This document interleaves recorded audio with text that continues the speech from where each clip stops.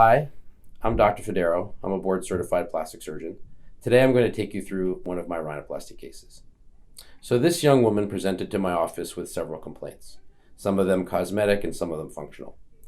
Her primary complaint was that she had difficulty breathing through her nose. She has no history of seasonal allergies, but she's continually stuffy from the deviation of her nose.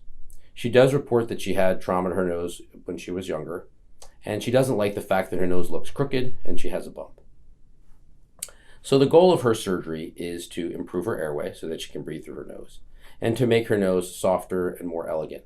She would like her nose to be straight from the frontal view, and she would like the bump to be gone. She'd like a smooth dorsum, and she would like some refinement in the tip.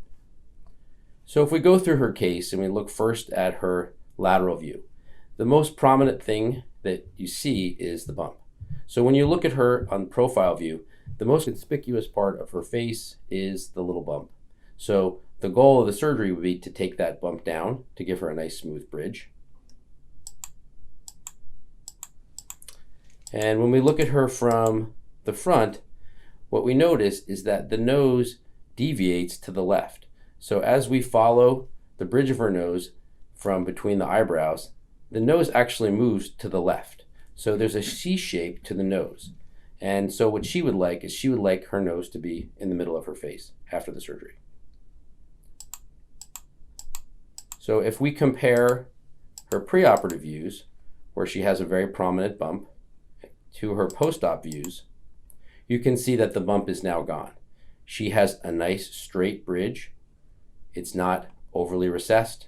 We've gotten rid of the bump and we've given her a smoother, more elegant profile.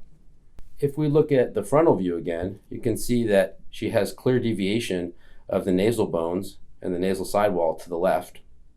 And if we look at her post-op views, her nose is now in the middle of her face. So it's a prettier nose from all views.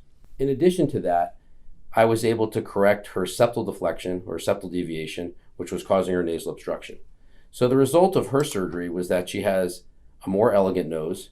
We've addressed her primary issues, which are the bump and the crooked nature of the nose, and we've also improved her airway.